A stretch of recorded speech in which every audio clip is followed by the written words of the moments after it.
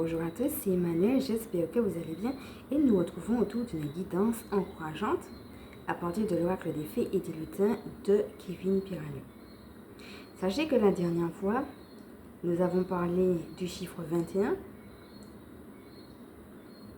qui évoquait d'une part la gratitude, mais aussi la paix, la libération, la famille, tout ce que nous avons vu autour du dauphin. Et si nous avons vu le chiffre 21 par rapport à 21-21, donc je vous laisse regarder la guidance de la dernière fois où j'explique la synchronicité que nous avons eue. Sachez que nous avons eu aussi une synchronicité avec le chiffre 12 que nous allons découvrir maintenant. Donc la carte du chiffre 12 ici est la carte du passage secret. Alors en effet, c'est un chiffre que nous avons eu lorsque nous avions parlé des attaques sur les enfants. Donc on avait un timing. Au bout de 12 minutes, 12 secondes, j'ai commencé à parler des attaques sur les enfants. Donc, la dernière fois, on vous avait fait une guidance générale sur les énergies générales. Et puis, il y a eu aussi la synchronicité avec le dauphin. Parce que j'ai présenté l'image du dauphin à partir de 21 minutes et 12 secondes. Donc, 21 minutes, 21 secondes, j'ai commencé à lire les notes que j'avais prises sur ce que j'avais reçu par rapport à la visite du dauphin. Et 21 minutes 12 secondes, c'est là que j'ai commencé à vous présenter l'image du dauphin. Donc voilà pourquoi je me suis intéressée au chiffre 12. On va voir aujourd'hui la symbolique et puis les cartes 1 et 2. Donc du coup, cette guidance est complémentaire à ce que nous avons fait la dernière fois. Et ce que nous voyons ici, c'est quelque chose, comme vous le voyez, de très sombre avec un escalier. On avait vu beaucoup la notion d'effort avec l'alchimie, le fait de devoir ouvrir la boîte pour laisser partir certaines choses. Et ici, il y a deux choses très contradictoires. Il y a une porte qui est là. Donc on voit bien qu'il y a un rond. Et de ce rond, on voit des rayons comme si c'était des rayons du soleil. En tout cas, on voit une grande et belle lumière. Souvenez-vous que quand on a fait la guidance animale, il y avait énormément de soleil. L'idée qu'il y a vraiment un soleil qui sort de quelque chose derrière justement cette porte, comme s'il y a un avant et un après. Donc l'avant, c'est vraiment l'aspect de l'escalier à monter et qui en plus est crochu, donc qui demande en effet un effort et on ne voit pas grand-chose. Pour autant, eh bien, à partir de ce rond, on voit qu'il y a de la lumière de l'autre côté. Un nouveau départ qui nous appelle, une abondance quelconque.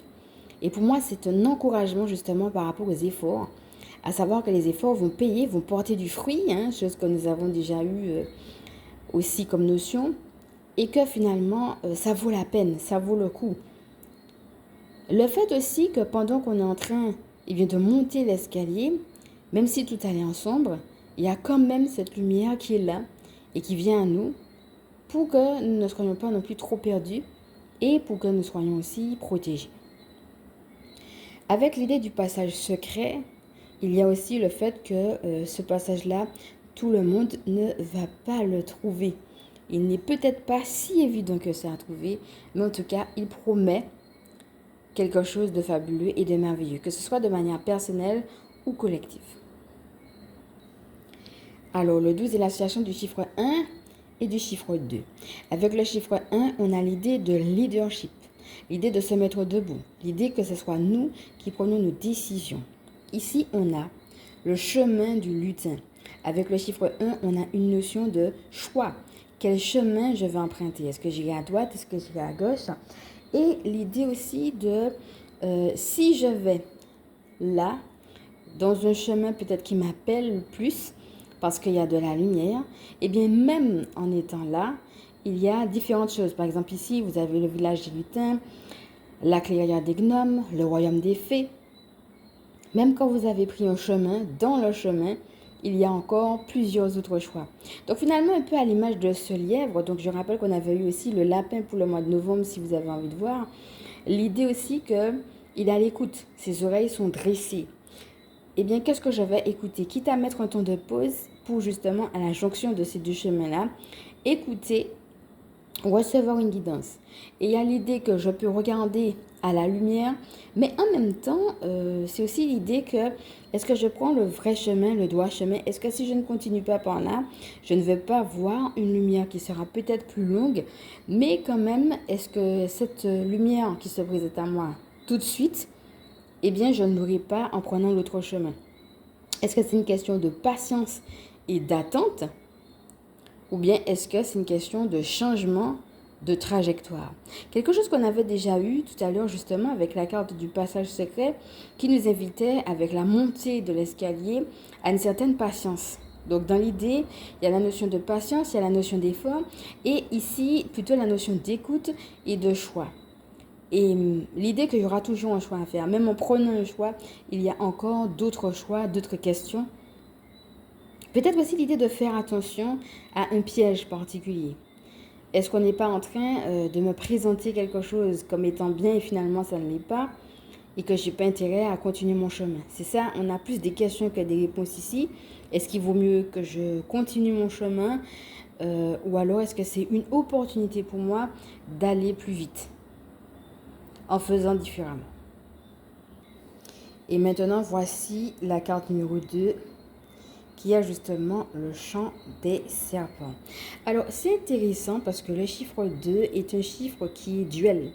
Avec le chiffre 2, on a la notion de, un peu comme deux droites parallèles qui ne se rencontrent pas. 2 est un chiffre qui peut évoquer à la fois la dualité, le chiffre qui montre qu'on ne s'entend pas, et en même temps le chiffre de l'association, voire même du couple, avec qui je vais pouvoir m'associer, que ce soit de manière personnelle ou de manière collective. Avec le chant des serpents, c'est pareil, hein, au niveau de la manière dont on voit la carte. Il y a un gros serpent derrière cette dame, qui peut-être aussi, la dernière fois on avait eu l'image d'Ariel, hein, qu'on avait pris pour expliquer par rapport à Ariel la petite sirène, le fait que la queue peut se transformer, par exemple la queue peut se transformer en pied pour aller sur terre.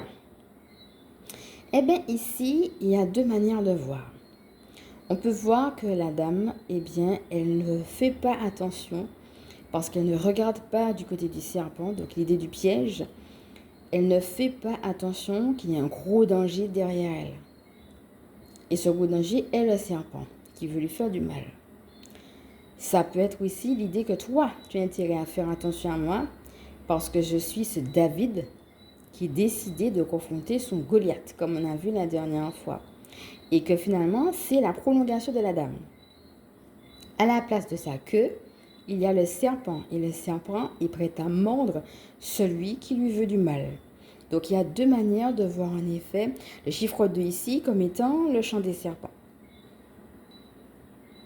Alors moi, j'ai cherché aussi l'interprétation, la symbolique du chiffre 12 et je suis tombée sur ceci. Le chiffre 12 symbolise ce qui est achevé et peut être interprété à la fois comme la fin d'un cycle et comme un point d'harmonie. Donc là encore, hein, ça fait beaucoup allusion à la période parce qu'on a eu une guidance sur toute une période.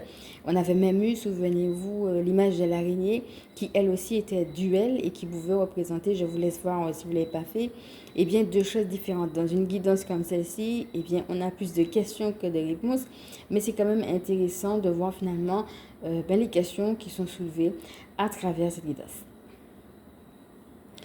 Alors je vois aussi qu'on a une fois de plus deux autres animaux qui sont venus nous visiter. Des animaux qu'on avait déjà eu pour le mois de novembre d'ailleurs. On a le serpent et puis on a aussi le lièvre. Et c'est intéressant de voir la couleur aussi. La couleur du serpent qui est bleu, parce qu'on a beaucoup parlé du chakra de la gorge. Est-ce que c'est pas quelqu'un qui va te dire quelque chose, ou bien qui dit quelque chose peut-être dans ton dos, ou bien est-ce que c'est pas par la vie même qu'il y a une problématique quelconque et qu'il faut faire attention, quel est ce serpent? Si jamais tu ne sais pas justement quel piège et où se trouvent les pièges de ta vie, peut-être même quelles sont les émotions malsaines, les idées malsaines, les intentions malsaines qui se cachent derrière toi, eh bien, tu peux faire appel à l'ange Kaliel et demander à Kaliel de te révéler les intentions malsaines. Bien entendu, tu peux retourner aussi aux soins rayon bleu que nous avons fait avec Michael Archange, qui, je le répète, est l'archange des leaders et qui nous aide également à nous exprimer, puisque nous avons également eu l'occasion de voir l'importance de l'expression. Et quand on regarde la couleur du lapin, eh bien la couleur marron, hein, je vous laisse regarder ce qu'on a vu déjà par rapport aux couleurs qu'on avait vues pour le mois d'octobre, pour le mois de novembre, pardon.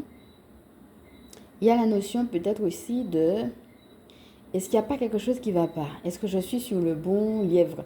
Est-ce que je fonctionne de la bonne manière? Est-ce que j'entends de la bonne façon? Est-ce que je ne suis pas en train de prendre des vessies ou des lanternes? Est-ce que je ne suis pas justement en train d'aller dans quelque chose qu'on m'a appris et qui aujourd'hui se trouve être obsolète? Donc voilà, plus de questions, comme je vous dis, que de réponses.